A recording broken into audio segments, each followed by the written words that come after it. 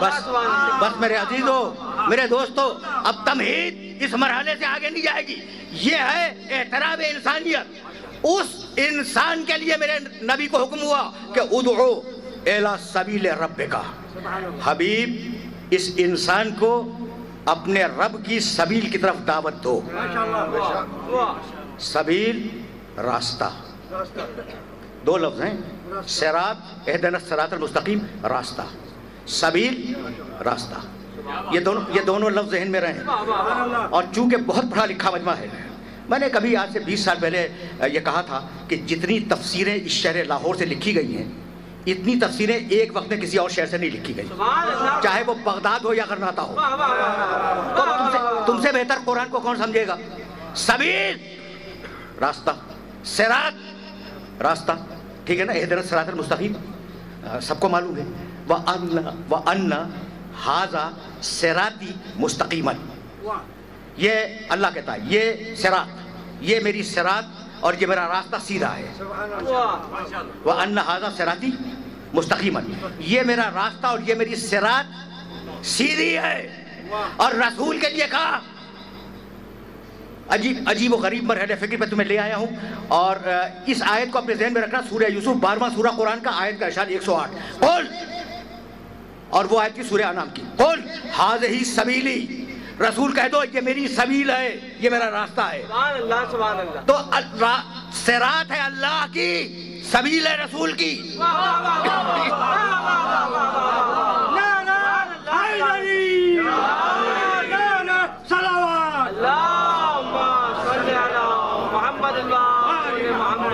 یعنی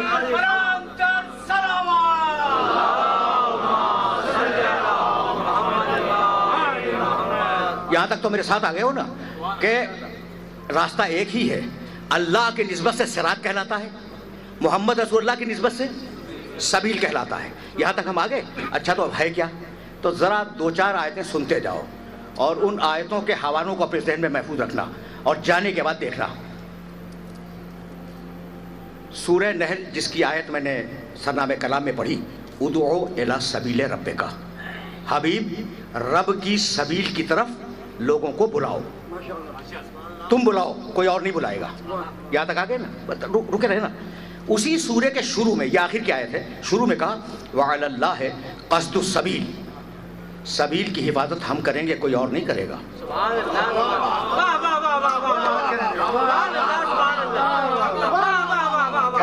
پڑھا لکھا مجمع.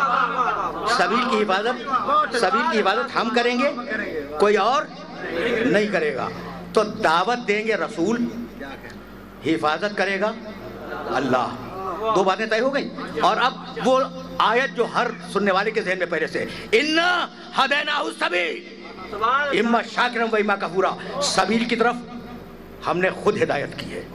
تو سبیل کی ہدایت اللہ کرتا ہے، سبیل کی حفاظت اللہ کرتا ہے، سبیل کی طرف دعوت رسول دیتا ہے. اب یہ کون بتلائے کہ یہ سبیل ہے کیا؟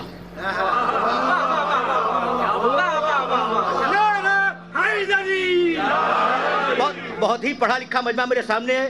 اور اب میں بغیر تبصرے کے 2 آیتیں عرض کروں گا اور دونوں کے حوالے دے رہا ہوں، انہیں جا کے دیکھ لینا. حفاظت اللہ کرے سبیل کی، ہدایت سبیل کی اللہ کرے، سبیل کی دعوت رسول دے. تو مالک کون بتلائے کہ سبیل ہے کیا؟ کہا سورہ فرقان پڑھو، 25واں سورہ. قل ما اسألکم علیہ من اجر الا من شاء ان یتخذ الی ربہ سبیلا. مجھے رسالت کی اجرت نہیں چاہیے، اگر دینی ہے تو سبیل کو تھام لو.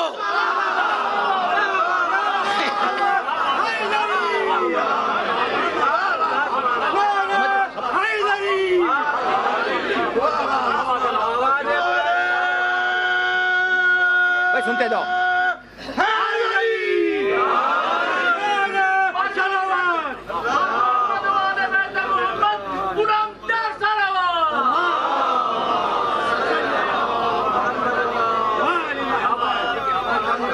بھئی یہ آیت پہنچ گئی نا؟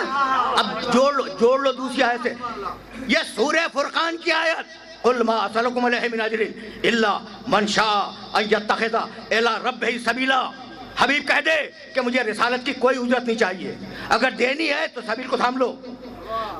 جو کچھ بھی ہو سبیل وہ اجر رسالت ہے. یہ سورہ فرقان میں کہا اور سورہ شورى میں کہا قل لا اسألكم علیہ اجرا الا المودۃ.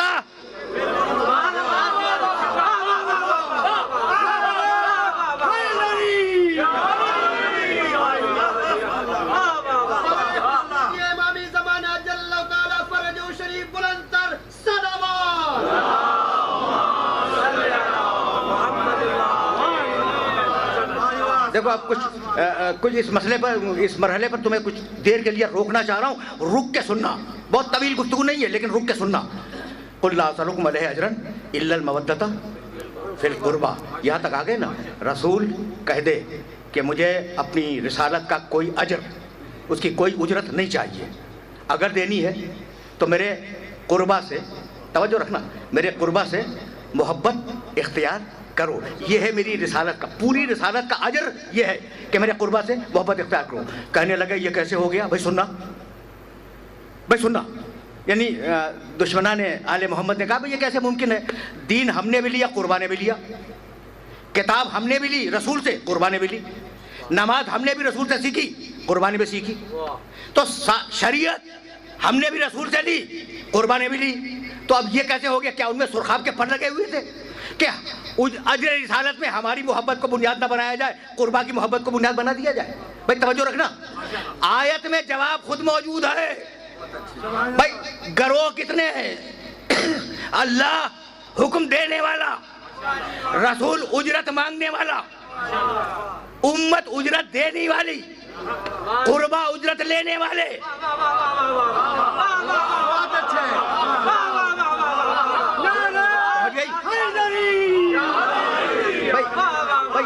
یہ بات اگر پہنچ گئی,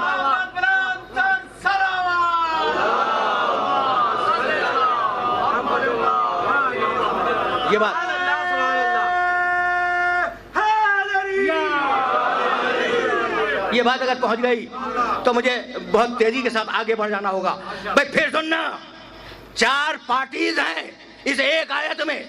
اللہ حکم دینے والا, رسول اجرت مانگنے والے, امت اجرت دینے والی, قربا اجرت لینے والے.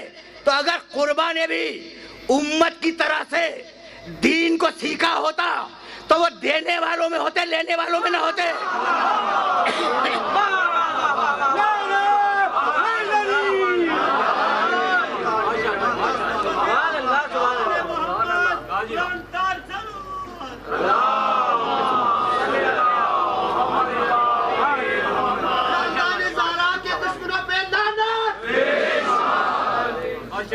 اچھا تو اب یہ لفظ سبیل تو واضح ہو گیا نا, سبیل کا لفظ تو واضح ہو گیا. سننا اس لیے کہ تمہیں بہت دور لے جا رہا ہوں اور بہت دنوں کے بعد آیا ہوں, تو کچھ آیتیں تو سنتے جاؤ.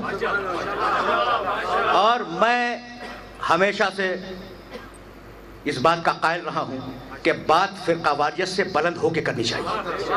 اور میں اس بات کا قائل رہا ہوں کہ ہمیشہ اپنے مانوس سننے والوں کے ذریعے پیغام اپنے نامانوس سننے والوں تک پہنچا دوں.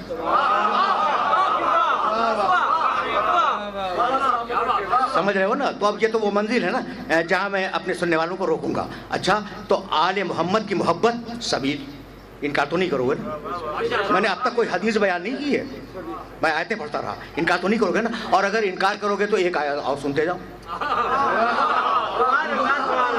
بھائی یہ میری مجبوری ہے. میرے پورے ذاکری کے کیریئر میں آیتوں کا تناسب بہت زیادہ ہے اور وہ میری مجبوری ہے. اور میں معذرت چاہتا ہوں کہ جب سے بزرگوں نے یہ کہا کہ کتاب کافی ہے, ہم نے بھی طے کیا کہ دلیل کتاب ہی سے دیں گے.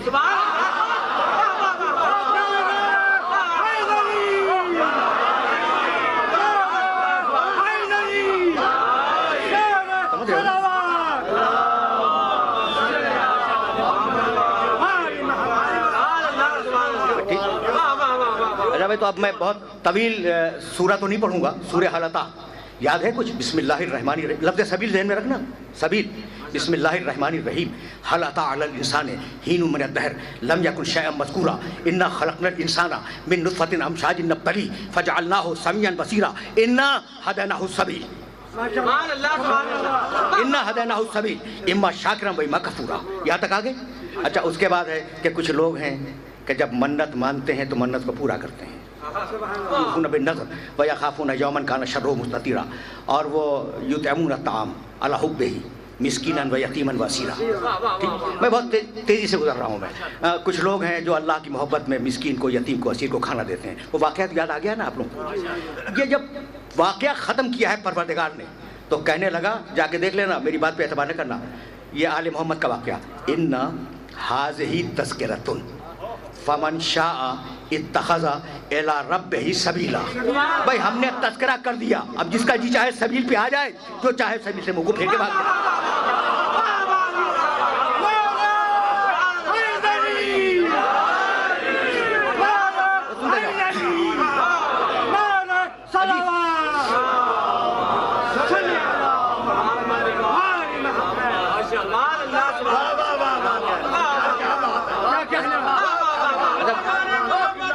سننا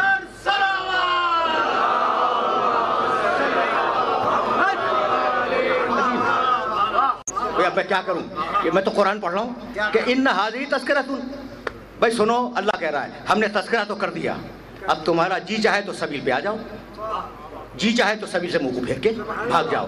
تو سبیل خود آل محمد، سبیل آل محمد کی محبت، سبیل آل محمد کا تذکرہ. یہاں تک آگے، یہاں تک آگے ٹھیک ہے نا. اب اگر چاہتے ہو کہ بات اور وزنی ہو جائے تو قرآن لے آؤ، ورنہ میرے حوالے پہ اعتبار کر لو. میرے حوالے پہ اعتبار کر لو، مجلس کے بعد قرآن بھی دیکھ لینا. پھر سننا، سبیل خود آل محمد، سبیل آل محمد کی محبت، سبیل آل محمد کا ذکر، یہ تینوں چیزیں سبیل ہیں. سورہ فرقان 25واں سورہ. یوم یعض الظالم علی یدیہ، قیامت کا دن ایک ظالم بڑا شرمندہ ہوگا. وَيَقُولُ، اور بار بار کہے گا، یا لیتنی اتخذت مع الرسول سبیلا، کاش میں نے دنیا میں رسول کے ساتھ سبیل کو بھی مانا ہوتا.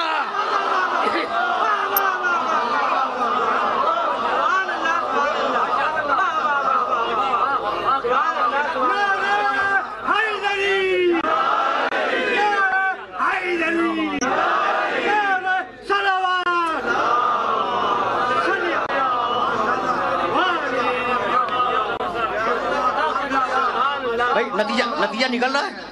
سبیل تک آگے، سبیل. پھر سننا، اس لیے کہ ابھی آیتوں کا سلسلہ ختم نہیں ہوا، اس کے بعد کی آیت پڑھوں گا، اور نہیں پڑھوں گا نہیں تو میں ہدیہ کر کے جاؤں گا.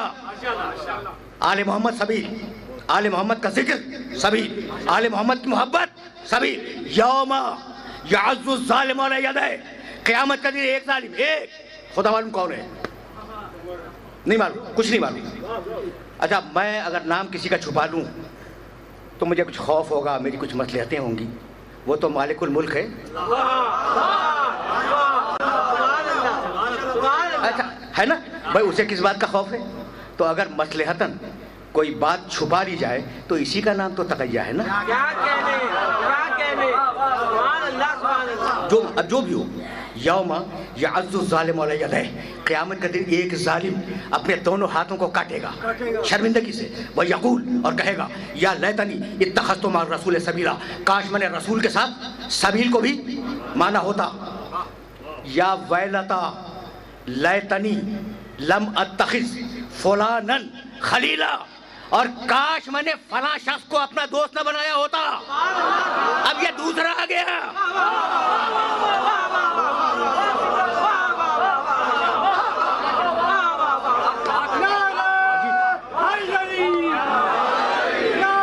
سن رہے ہو؟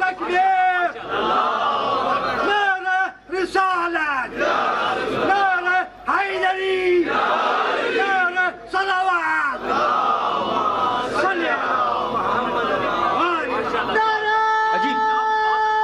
عجیب مرحلہ فکر ہے.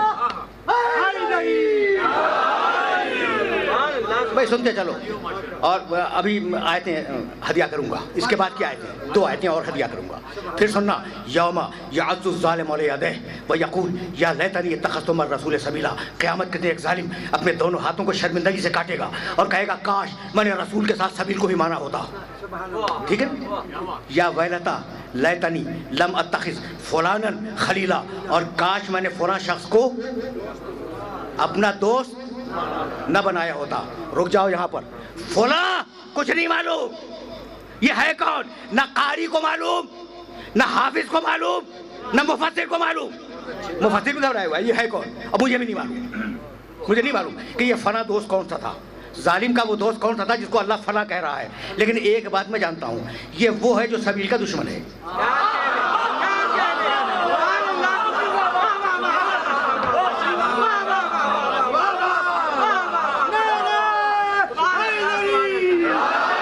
یہ وہ ہے جو سبیل کا دشمن ہے. تو اب جو بھی دشمن رسول ہو اور دشمن آل محمد ہو, اس کا نام اس خالی جگہ پہ لکھ لینا.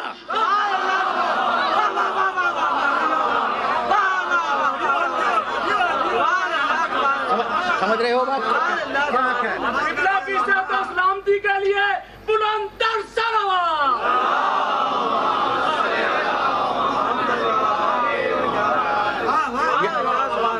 بھئی یہ سیکوینس کے لیے یہ بچے جو بیٹھے ہوئے نا, انہیں سمجھا رہا ہوں.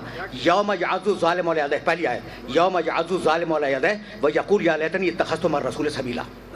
یا ویلتا لیتنی لم اتخذ فلانا خلیلا, کاش میں نے فلاں شخص کو اپنا دوست نہ بنایا ہوتا. پھر کہنے لگا, وہی ظالم کہنے لگا, لقد اضلنی عن الذکر بعد اذ جاءنی, میرے اس دوست نے مجھے ذکر کے آنے کے بعد گمراہ کر دیا. وَكَانَ الشَّيْطَانُ لِلْإِنسَانِ خَذُولًا, اور انسان کو گمراہ کرنا تو شیطان کا کام ہے ہی. تو اب 3 ہو گئے, یعنی عجیب مرحلہ فکر ہے, ظالم, فلان, شیطان.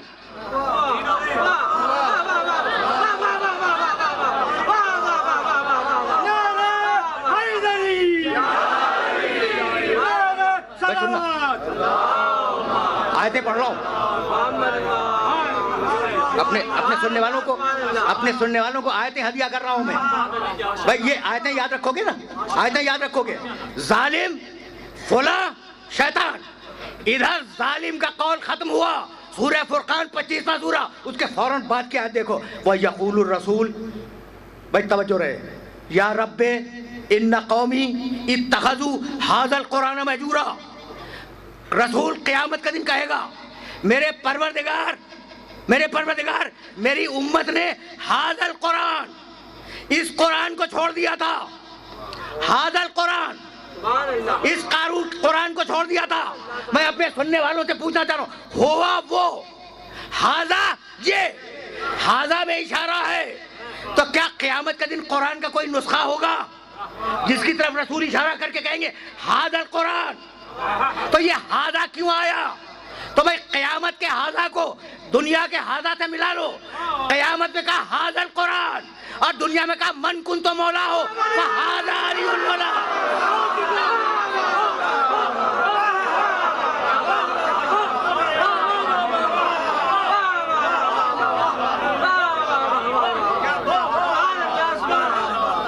سب مل کے نعرہ لگائیں گے, باہر سے بھی آواز آنی چاہیے, اور امام کی آواز جو ہے نا وہ رائبٹ تک جانی چاہیے. نعرہ تکبیر, نعرہ رسالت, نعرہ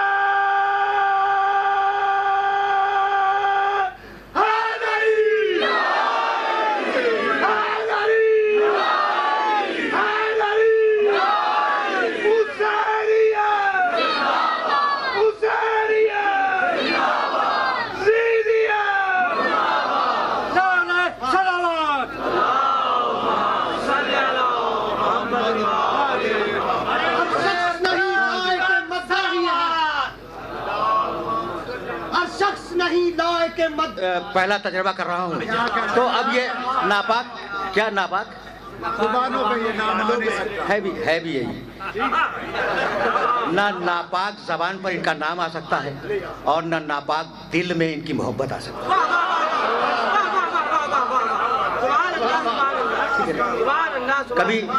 کبھی اس کی تشریح پھر صحیح کہ یہ جملہ میں نے کیا کہا ممکن ہے کہ اگلی 2 تقریروں میں اس کی وضاحت کروں. اور اب میں بات کو ظاہر ہے کہ مکمل کرنا چاہ رہا ہوں اور اب دامن وقت میں گنجائش اتنی نہیں رہ گئی ہے اور نہ معلوم میں کہاں سے چلا تھا اور کہاں پہنچ گیا. میں پھر تمہیں واپس لے جا رہا ہوں. اچھا تو اب انسان کا احترام اور اس انسان کو دعوت کہ ادعو الی سبیل ربک بالحکمت والموعظۃ الحسنۃ وجادلھم باللتی ہی احسن ان ربک هو اعلم بمن ضل عن سبیلہ. تمہارا رب خوب جانتا ہے کہ کون اس کے راستے سے ہٹ گیا. وَهُوَ أَعْلَمُ بِالْمُهْتَدِينَ اور وہ جانتا ہے خوب جانتا ہے کہ کون اس کی بارگاہ میں سربہ سجدہ ہے. وہ یہاں تک آ گئے ہو نا تو ذرا آرام سے سنتے جانا. بہت زیادہ تمہیں زحمت سماعت نہیں دوں گا, بہت زیادہ نہیں. ابھی ہے میرے پاس 25 منٹ 20 منٹ تقریباً ہے, نہیں صرف 20 منٹ ہے اور اس 20 منٹ میں کوشش یہ ہوگی کہ بات کو سبق کر دوں. لیٹ نکال دیں پرانی ساری. میں ابھی تو تجربہ ہے.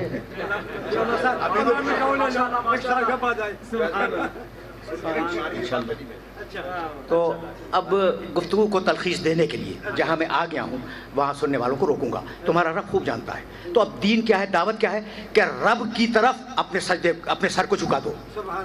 سننا اس لیے کہ یہ وہ مرحلہ فکر ہے جس مرحلہ فکر پر اپنے سارے سننے والوں کو روکنا چاہ رہا ہوں میں. 3 جگہ قرآن میں ہے, سورہ بقرہ میں ہے, سورہ لقمان میں ہے, سورہ نساء میں ہے. اور یہ تینوں آیتیں آپ کو ہدیہ کروں گا. بلا من اسلم وجہہ للہ وہو محسن فلہ اجرہ عند ربہ. ہاں ہم کہتے ہیں, اللہ کہہ رہا ہے, ہم کہتے ہیں کہ جو اپنے چہرے کو جھکا دے اللہ کی بارگاہ میں لیکن احسان بھی کرتا ہو, ہم اسے اجر دیں گے, ہم اسے جنت دیں گے. چہرے کو جھکائے اللہ کی بارگاہ میں لیکن احسان بھی کرتا ہو. من احسن دینا ممن اسلم وجہہ للہ وہو محسن. اس سے بہتر کس کا دین ہوگا جو اپنے چہرے کو اللہ کی بارگاہ میں جھکائے اور احسان بھی کرتا ہو. 2 آیتیں ہو گئی. وَمَن يُسْلِمْ سورہ لقمان وَمَن يُسْلِمْ وَجْهَهُ إِلَى اللَّهِ وَهُوَ مُحْسِنٌ فَقَدْ اسْتَمْسَكَ بِالْعُرْوَةِ الْوُثْقَىٰ. جس نے اپنے چہرے کو جھکا دیا اللہ کی بارگاہ میں, یسلم وجہہ, ذہن میں رکھنا, یسلم وجہہ. اور 2 آیتوں میں بلا من اسلم وجہہ, اسلم وجہہ, وجہ کے معنی چہرہ, اسلم کے معنی جھکا دینا. جو بھائی توجہ رہے, جو اللہ کی بارگاہ میں اپنے وجہ کو اپنے چہرے کو جھکا دے اللہ وعدہ کرتا ہے کہ وہ جنتی ہے. تو سب ہیں, بھائی توجہ رہے, سب ہیں اسلم وجہہ اور ایک ہے کرم اللہ وجہہ.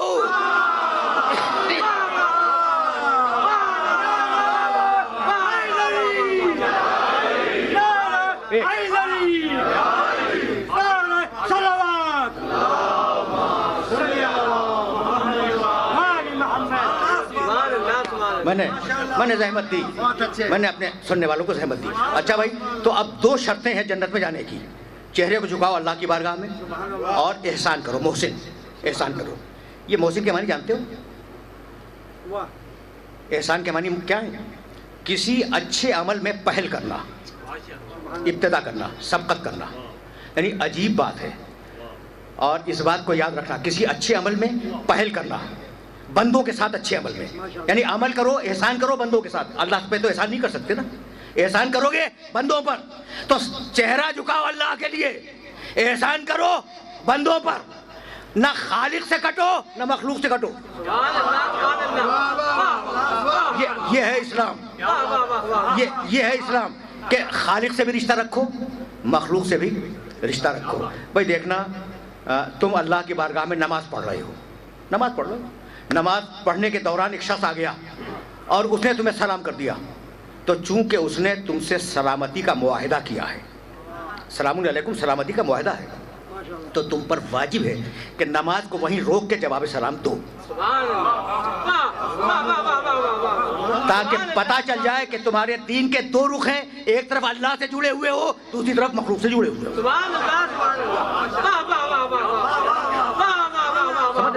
دیکھو کتنے نازک مراحل فکر ہیں، جن مراحل فکر سے اپنے سننے والوں کو میں گزار رہا ہوں۔ اچھا بھائی، تو احسان کے معنی پہل کرنا۔ اب ہمارا معاشرہ کیا ہے کہ وہ ہمارے یہاں تقریب میں نہیں آئے تو ہم کیوں جائیں، وہ ہمارے یہاں پرسے کو نہیں آئے تو ہم کیوں جائیں، وہ ہماری عیادت کو نہیں آئے تو ہم کیوں جائیں۔ یہ بدلے کا معاشرہ ہے، اور اسلام چاہتا ہے احسان کا معاشرہ کہ پہل کرو۔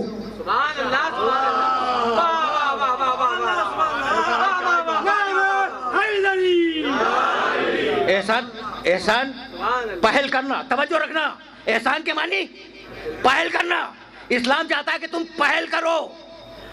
آیت کے آنے کے بعد اگر حکم پہ عمل کرو تو اطاعت ہے، اور آیت کے نازل ہونے سے پہلے اگر عمل کرو تو احسان ہے۔ بھائی بہت توجہ رہے، بہت توجہ رہے۔ حکم آنے کے بعد، پھر سننا، حکم آنے کے بعد اگر اطاعت کرو، آیت میں حکم آ گیا، اگر اطاعت کرو تو یہ کیا ہے؟ یہ اطاعت ہے۔ اگر اس پہ عمل کرو یہ اطاعت ہے، اور اگر حکم نہیں آیا اور تم نے وہ عمل کیا تو یہ اطاعت نہیں ہے، یہ احسان ہے۔ بس اتنا بتلا دو کہ ابو طالب نے مدد حکم آنے کے بعد کی یا حکم آنے کے پہلے کی؟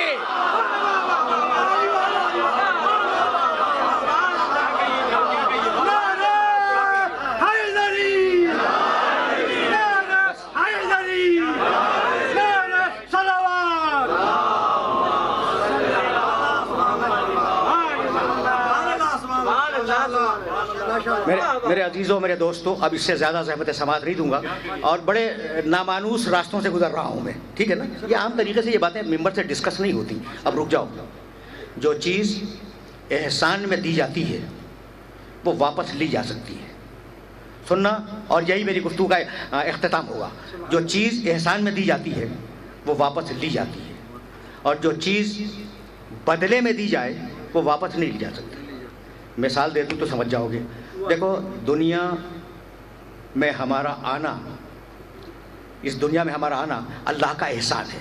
ہم نے کچھ کیا نہیں تھا جس کے بدلے میں دیا ہے، تو اگر وہ واپس بلا لے تو واپس بلا لے، سمجھ رہے ہو نا؟ نہیں، اور ذرا میں آسان کر دوں۔ دیکھو، جنت کے لیے دو بیانات ہیں قرآن میں۔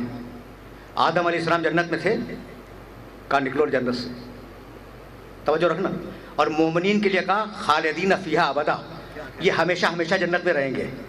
وہ جو نبی تھا اسے کہا نکلو جنت سے، اور وہ جو مومنین ہے کہتا ہے یہ نہیں نکل سکتے، یہ ہمیشہ ہمیشہ جنت میں رہیں گے۔ یہاں تک آگے یہاں تک۔ پھر سننا، اس لیے کہ بہت نازک مرحلہ فکر ہے۔ آدم سے کہا جنت سے نکلو، مومن خالدین فیہا ابدا، مومن کو اللہ نہیں نکال سکتا جنت سے، وہ ہمیشہ ہمیشہ وہاں رہے گا۔ اللہ خود کہتا ہے کہ ہمیشہ ہمیشہ۔ فرق کیا ہوا؟ فرق یہ ہوا کہ آدم کو جنت دی تھی احسان میں، واپس لے لی، اور مومنین نے عبادت کر کے خریدی ہے۔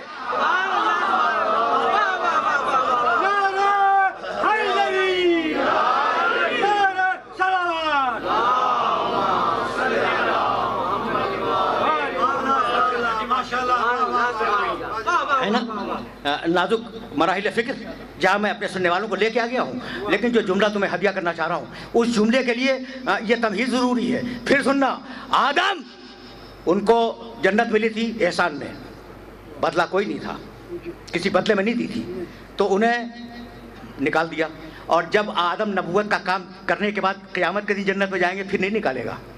کیوں؟ اس لیے کہ بدلے میں ملے گی، اب جو ملے گی وہ بدلے میں ملے گی۔ مومنین جب نمازیں پڑھ کے، روزے رکھ کے اور دین پر قائم رہ کے بدلے کے طور پر جنت میں جائیں گے تو اب اللہ انہیں نہیں نکالے گا۔ کیوں؟ اس لیے کہ وہ خرید کے آئے ہیں۔ یہ سورہ توبہ میں لکھا ہوا ہے کہ مومنین کی جان اور مومنین کے مال کے عوض اللہ نے انہوں نے بیچا، اور اللہ نے انہیں جنت بیچ دی۔ تو مومنین نے جنت خریدی ہے، جب خریدی ہے تو ان کی ملکیت ہو گئی، اب انہیں کوئی نکال نہیں سکتا۔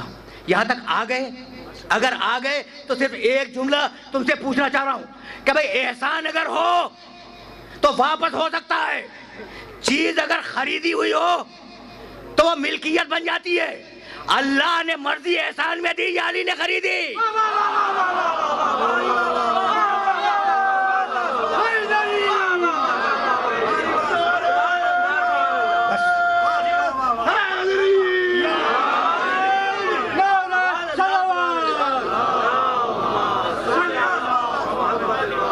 اللہ نے علی کو مرضی احسان میں نہیں دی۔ وَمِنَ النَّاسِ مَن يَشْرِي نَفْسَهُ ابْتِغَاءَ مرضات اللہ، ایک ایسا ہے جس نے نفس بیچا، مرضی خریدی۔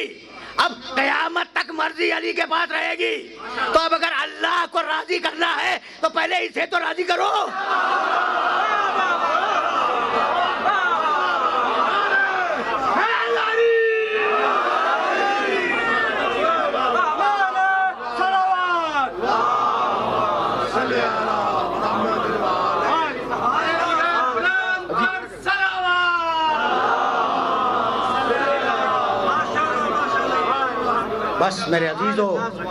بس میرے عزیزو، میرے دوستو، گفتگو اس مرحلے فکر سے آگے نہیں جائے گی۔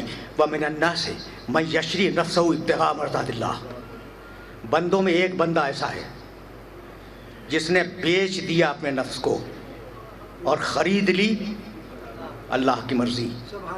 جملہ الٹ کے بھی ہو سکتا تھا کہ بندوں میں ایک بندہ ایسا ہے جسے بیچ دی اللہ نے اپنی مرضی اور خرید لیا اس کا نفس۔ یہ نہیں ہے، بندے نے نفس بیچا، مرضی خریدی، سو رہا تھا مگر بیچ رہا تھا۔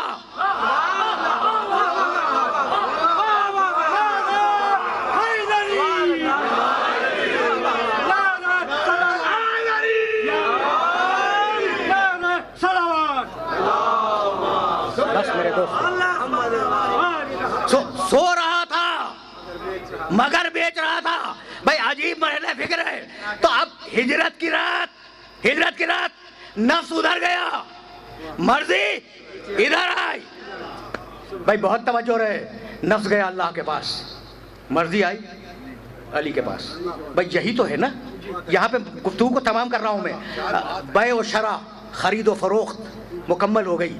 ہجرت کی رات علی کا نفس گیا اللہ کے پاس، اللہ کی مرضی آئی علی کے پاس، تو اللہ کی مرضی ہے علی کے پاس، ٹھیک، اور اللہ کی مرضی ہے علی کے پاس، اور علی کا نفس ہے اللہ کے پاس۔ تو جو چیز میرے پاس ہوگی وہی تو میں دوں گا نا۔ بہت اچھے بھائی تسبیح مجھ سے لے لو، تسبیح مجھ سے لے لو، چشمہ مجھ سے لے لو، ٹھیک ہے نا، لیکن میں تمہیں ٹائی نہیں دے سکتا اس لیے کہ میرے پاس نہیں ہے۔ تو جو چیز ہوتی ہے وہی انسان دیتا ہے۔ بھائی مرضی گئی اس کے پاس، نفس گیا اس کے پاس، اس سے تم بیعت مانگ رہے ہو اور اس سے مرضی مانگ رہے ہو۔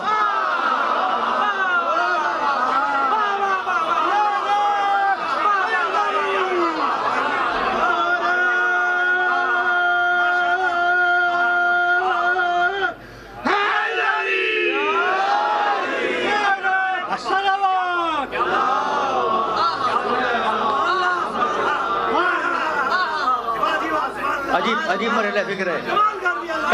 کبھی پھر صحیح، اب یہ وہ مسائل ہیں جو ایک گھنٹے میں تو ڈسکس نہیں ہو سکتے، اور ابھی تمہارے شہر میں ہوں اور اگلی 2 تقریروں میں شاید کچھ مسائل کو تمہاری خدمت میں پیش کروں گا۔ اچھا، تو اب اس مرضی کا سلسلہ جانتے ہو کیا ہے؟ عجیب و غریب ہے۔ اب میں گفتگو کو تمام کر رہا ہوں۔ دیکھو سورہ والضحیٰ میں کہا وَلَسَوْفَ يُعْطِيكَ رَبُّكَ فَتَرْضَىٰ، یہ ہے مرضی رسول کہ حبیب تجھے اتنا دیں گے کہ تو راضی ہو جائے گا۔ یعنی نعمتیں ٹکی ہوئی ہیں رسول کی مرضی پر، ٹھیک ہے نا، نعمتیں ٹکی ہوئی ہیں رسول کی مرضی پر، یہ ہے رضائے رسول۔ رکے رہنا، لیکن کچھ کہنا چاہ رہا ہوں میں۔ اور یہ رسول علی وَمِنَ النَّاسِ مَن يَشْرِي نَفْسَهُ ابْتِغَاءَ مرضات اللہ، بندوں میں ایک بندہ ایسا ہے جس نے نفس بیچا، مرضی خریدی، یہ مقام علی۔ پیغمبر نے مقام سیدہ کے لیے کہا ان اللہ یرضیٰ لرضاہا، یہ وہ بیٹی ہے کہ اللہ اس کی مرضی پر راضی ہے۔ تو سوچ سمجھ کر اسے ناراض کرنا.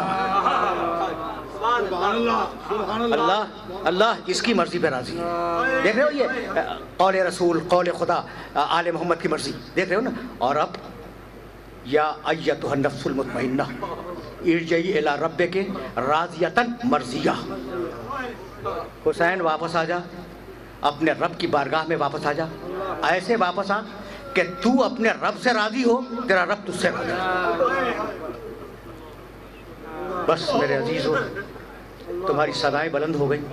اب اس سے زیادہ زحمت سماعت نہیں دوں گا، لیکن جہاں لے آیا ہوں وہاں تمہیں 2 دقیقوں کے لیے روکنا چاہ رہا ہوں میں. میرے حسین واپس آ جا. اپنے کام کو کر لیا تو نے، اب واپس آ جا.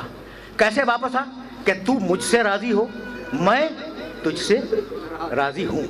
کچھ یاد ہے رضا الہی کی منزل بتلاؤں؟ جب حسین نے سجدہ آخر میں سر رکھا اور شمر سینے حسین پہ سوار ہوا تو اس نے دیکھا کہ حسین کے لبھائے مبارک ہل رہے ہیں. اس نے کانوں کو متوجہ کیا حسین کے لبوں کی طرف. تو حسین ایک شعر پڑھ رہے تھے، ترکت الخلق ترا فی ہواکا وآیتمت العیال لکی اراکا. مالک میں تیری مرضی کے مطابق پوری کائنات کو ٹھوکر مار کر تیری بارگاہ میں آ رہا ہوں. ترکت الخلق ترا فی ہواکا. اور مالک اب مجھے پرواہ نہیں ہے کہ سکینہ تماچے کھائے. مجھے سکینہ کی یتیمی کی پرواہ نہیں ہے. بس تمہاری صدائیں بلند ہو گئیں اور اس مرحلے پر گفتگو کو طویل نہیں کروں گا، لیکن ایک جملہ کہوں گا تاکہ میرے محترم سننے والوں تک یہ پیغام پہنچ جائے. رو چکے. جملہ پھر سننا، وآیتمت العیال، حسین کا جملہ، لکی اراکا. میں تیری بارگاہ میں آنے کے لیے اب سکینہ کی یتیمی کی پرواہ نہیں کروں گا. کچھ سمجھ میں آیا سکینہ کتنی محبوب ہے حسین کو؟ یہ نہیں کہا کہ میں زینب کی بے چادری کی پرواہ نہیں کروں گا، یہ نہیں کہا کہ میں عباس کے شانوں کے کٹنے کی پرواہ نہیں کروں گا، یہ کہا کہ میں بچی کے تماچے کھانے کی پرواہ نہیں کروں گا. اجرکم اللہ، اجرکم اللہ.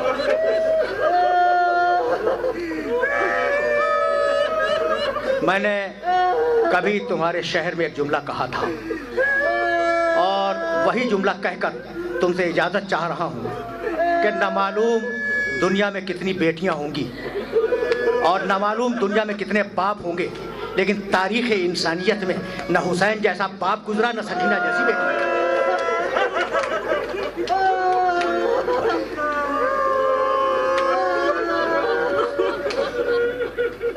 ہو چکے نا. جب تم نے گریہ کیا تو مجلس تمام ہو گئی، لیکن جی چاہتا ہے کہ اس گفتگو کو کسی مرحلے تک پہنچا دیا جائے. حسین رخصت آخر کے بعد خیمے سے باہر آئے. فنظر یمینا و شمالا، حسین نے داہنے دیکھا، حسین نے بائیں دیکھا اور آواز دی، ایکم یقدم جوادی، ہے کوئی میری سواری کے جانور کو لانے والا؟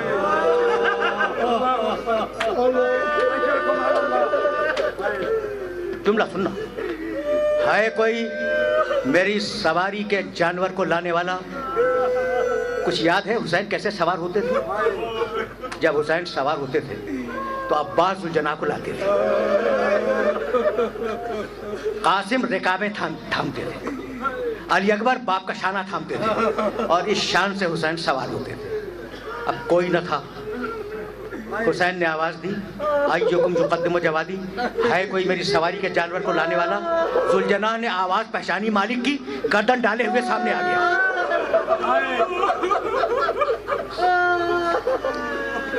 اب سوار کرانے والا کوئی نہیں ہے. حسین خاموش کھڑے.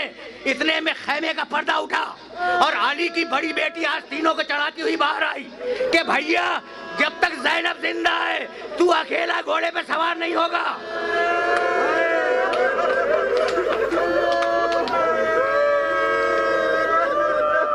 بس جملہ سنو اور مجھے اجازت دے دو. شہزادی نے بھائی کا شانہ تھام کر سوار کرایا. بی بی پردے میں گئی واپس. حسین نے ذوالجناح کو ایڑ لگائی. دیکھو سکینہ پہ بات کو تمام کرنا ہے. حسین نے ذوالجناح کو ایڑ لگائی, ذوالجناح نہ چلا. دیکھو جانوروں میں گھوڑا وہ واحد جانور ہے جو مالک کے اشارے کو بھی پہچانتا ہے. یہ علم الحیوانات کے ماہرین اس بات کو جانتے ہیں. حسین نے گھوڑے کو ایڑ لگائی, گھوڑا گردن ڈالے خاموش کھڑا رہا. اچھا حسین کا دل ٹوٹا ہوا ہے نا, ایک مرتبہ گھوڑے کی گردن میں باہیں ڈال دی, ذوالجناح کے گلے میں باہیں ڈال دی اور کان میں کہنے لگے ذوالجناح سب نے میرا ساتھ چھوڑ دیا, اکبر نہیں ہے, عباس نہیں ہے, قاسم نہیں ہے, کیا آخری وقت میں تم بھی میرا ساتھ دینا نہیں چاہتا؟ حسین ابھی ذوالجناح سے یہ باتیں کر رہے تھے کہ اتنے میں حسین کے کانوں میں کسی بچی کی سسکیوں کی آواز آئی. اب جو حسین نے مڑ کے دیکھا تو دیکھا کہ چھوٹی بچی ذوالجناح کی پچھلی ٹانگوں سے لپٹی ہوئی ہے, روتی جاتی ہے اور یہ کہتی جاتی ہے ذوالجناح میرے بابا کو مقتل میں لے جا, میرا چچا گیا واپس نہیں آیا, میرا بھائی گیا واپس نہیں آیا, میرا بابا اگر گیا واپس.